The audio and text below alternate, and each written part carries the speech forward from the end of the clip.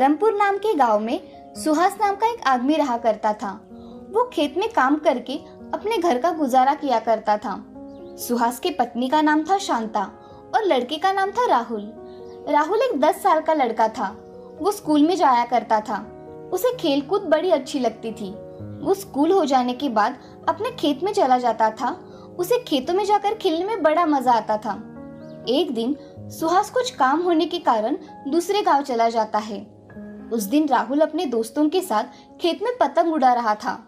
उनका पतंग उड़कर काजू के पेड़ में अटक गया और राहुल और एक लड़का पेड़ पर चढ़कर पतंग निकालने की कोशिश करने लगे, मगर पतंग निकालते समय राहुल का पैर फिसल जाता है और राहुल पेड़ से नीचे गिर जाता है।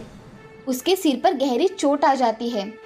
तभी आसपास के खेत के लोग जमा होते हैं और राहुल को उठाकर अस्पताल लेकर चले जाते हैं। तभी राहुल के घर पे कुछ बच्चे जाकर शांता को सारी बात बता देते हैं। शांता जल्दी जल्दी में अस्पताल चली जाती है।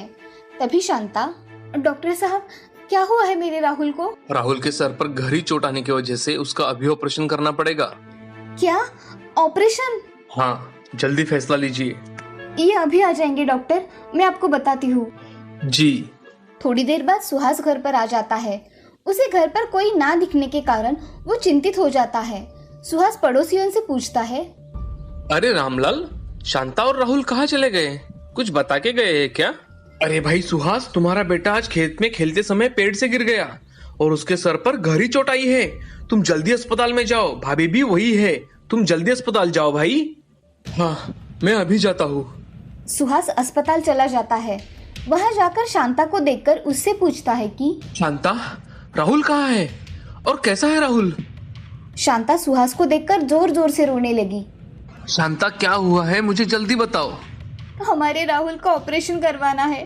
उसके सिर पर गहरी चोट आई है। मैं डॉक्टर से बात करता हूँ, तुम शांत हो जाओ। सुहास डॉक्टर के पास चला जाता है और डॉक्टर से, डॉक्टर साहब, मेरे बेटे राहुल को क्या हुआ है? डॉक्टर साहब, राहुल के सर पर गहरी चोट आने के कारण हमें उसका ऑपरेशन करना पड़ेगा। डॉक्टर साहब, इस ऑपरेशन का खर्चा कितना आएगा? खर्चा 2 लाख तक आएगा और जितने जल्दी ऑपरेशन होगा उतना ही अच्छा होगा। डॉक्टर साहब, आप ऑपरेशन की तैयारी शुरू कर दीजिए, मैं पैसों का इंतजाम करके आता हूँ। जी ठीक है।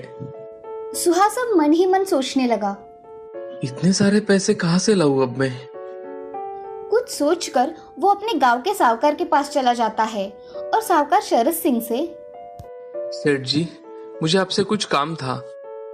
अरे कहो सुहास, क्या काम था?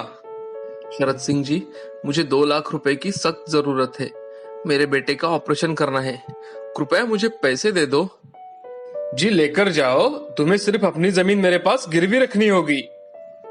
सुहास मन में सोचकर घर चला जाता है और अपने जमीन के कागज लेकर शरद सिंह के पास आ जाता है।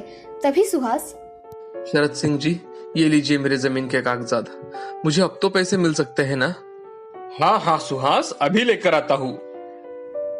शरद सिंह घर में जाकर 2 लाख रुपए लेकर आता है और सुहास के हाथ में रख देता है। तभी सुहास उसे धन्यवाद कहकर वहां से चला जाता है। अब सुहास जल्दी जल्दी में अस्पताल जाकर अस्पताल में पैसे जमा करवा देता है और बाहर शांता के पास बैठ जाता है। कुछ समय बाद डॉक्टर राहुल का ऑपरेशन करके बाहर आ जाते हैं। डॉक्टर, कैसा है राहुल? ऑपरेशन सक्सेसफुल रहा। अब राहुल खतरे के बाहर है। थोड़े ही दिनों में आप राहुल को घर ले जा सकते हैं। धन्यवाद डॉक्टर साहब। ऐसा कहकर सुहास शांता राहुल के पास चले जाते हैं। थोड़े ही दिनों में राहुल स्वस्थ होकर घर चला आता है। उन दिनों सुहास खेत में बहुत देर तक काम करने लगता है। तभी राहुल अपनी माँ से, माँ, पिताजी इतने समय खेत में काम क्यों करते हैं? पहले तो इतने समय नहीं काम किया करते थे। बेटा, तुम्हारे ऑपरेशन को ज्यादा पैसे लगे हैं ना, इसीलिए तुम्हारे पिताजी ज्यादा काम कर रहे हैं। ये सब सुन राहुल उदास हो जाता है। उसी दिन राहुल के घर शरद सिंह आते हैं। उन्हें देख राहुल, आपको कौन चाहिए? सुहास कहाँ पर है? मुझे उससे काम था। पिताजी घर पर नहीं है, आप मुझे बताइए, मैं उनको बता दूंगा। पिताजी घर पर आए तो उन्हें बताना। शरद सिंह ने जल्दी पैसे लौटाने के लिए बोला है। कैसे पैसे लौटाने हैं? तुम्हारे ऑपरेशन के समय तुम्हारे पिताजी ने मुझसे लिए थे, वही पैसे याद दिलाने के लिए आया हूँ। तुम्हारे पिताजी आए तो उन्हें बता देना। मैं चलता हूँ। जी। अब राहुल सोच में डूब जाता है और सोचते सोचते अपने घर में चला जाता है।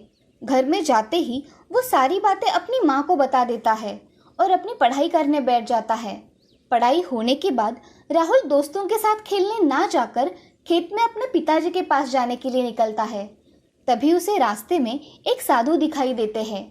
राहुल साधु से, प्रणाम साधु बाबा। बेटे, मुझे बहुत भूख लगी है, क्या तुम मुझे कुछ खाने के लिए दे सकते हो? ठीक है साधु बाबा, मैं अभी आपके लिए कुछ लेकर आता हूँ। खेत पास में ही था, इसीलिए राहुल भागते हुए अपने खेत में गया और वहां से कुछ काजू के फल तोड़कर साधु बाबा के लिए लेकर आया। राहुल साधु बाबा से, बाबा, ये हमारे खेत के काजू के फल है, आप खाकर देखिए। साधु बाबा वो फल खाकर तृप्त हो जाते हैं और राहुल से, बेटे, तुमने मेरी भूख मिटाई है, इसलिए मैं तुम्हें ये जादुई काजू का बीज देता हूँ। इसे अच्छी जगह लगाना और इसकी अच्छे से देखभाल करना। ये तुम्हारी सारी समस्या दूर कर देगा। तुम इसे जो चाहे वो मांग सकते हो। धन्यवाद साधु बाबा। ऐसा कहकर राहुल साधु बाबा के पैर पड़कर उनसे आशीर्वाद लेता है और वो जादुई काजू का बीज लेकर अपने घर चला आता है। घर आकर राहुल उस बीज को अपने आंगन में लगा देता है। अगले दिन देखता है तो उस बीज की जगह आज एक छोटा पौधा उगा हुआ है। ये देख राहुल बहुत खुश हो जाता है और 5 ही दिन में वो बीज का बड़ा पेड़ तैयार हो जाता है। उस काजू को पेड़ को देख सुहास शांता से, अरे शांता, ये काजू का पेड़ अचानक हमारे घर के सामने किसने लगाया है? और ये 3-4 दिनों में कितना बढ़ रहा है, देखा तुमने? हाँ, ये कोई साधारण पेड़ नहीं लगता, ये तो कोई जादुई पेड़ लगता है। ऐसे दोनों की बातें हो रही थी, तभी राहुल वहाँ आ जाता है और राहुल अपनी माँ पिताजी से, माँ, पिताजी, मुझे एक साधु बाबा ने जादुई काजू का बीज दिया था। ये उसी बीज का जादुई पेड़ है, हम इससे कुछ भी मांग सकते हैं। ये हमारी सारी इच्छा पूरी कर देता है। क्या कह रहे हो राहुल तुम? मैं सच कह रहा हूँ पिताजी, मुझ पर विश्वास कीजिए। ऐसा कभी होता है क्या बेटा? ये सब कहानियों में होता है। रुको माँ, मैं इस पेड़ से कुछ मांग कर देखता हूँ। ऐसा कहकर राहुल उस पेड़ से कहता है, हे जादुई पेड़, मुझे अभी 10,000 रुपए चाहिए। तभी पेड़ से एक दिव्य प्रकाश आकर 10,000 रुपए आ जाते हैं। उन रुपयों को देख सुहास और शांता चौंक जाते हैं और वो नोट असली है या नहीं ये देखने के लिए हाथ में लेते हैं। वो नोट असली होते हैं। ये सब देख सुहास और शांता बहुत खुश हो जाते हैं और उन पैसों को लेकर पेड़ को प्रणाम करते हैं। अब उस पेड़ से एक साथ 2 लाख रुपए मांगकर सुहास शरद सिंह का कर्जा चुका देता है और उससे अपने जमीन के कागजात वापस ले आता है। अब उस पेड़ की वजह से उनके घर में सुख समृद्धि आ गई थी। एक दिन सुहास उस पेड़ से, हे जादुई पेड़, तुम्हारी वजह से मैं आज कर्ज मुक्त हो पाया, तुम्हारा बहुत बहुत धन्यवाद। तभी उस जादुई पेड़ से आवाज आती है, सुहास, अब तुम्हारी सारी समस्या दूर हो गई है, तो मैं चाहता हूँ कि तुम ऐसे ही जरूरतमंदों की मदद करो और उनकी सहायता करो। मैं जरूरतमंदों की सेवा करूंगा और उनके दुख में उनका साथ दूंगा। हम दोनों बाप बेटे मिलकर सभी गांव वालों की बहुत सेवा करेंगे।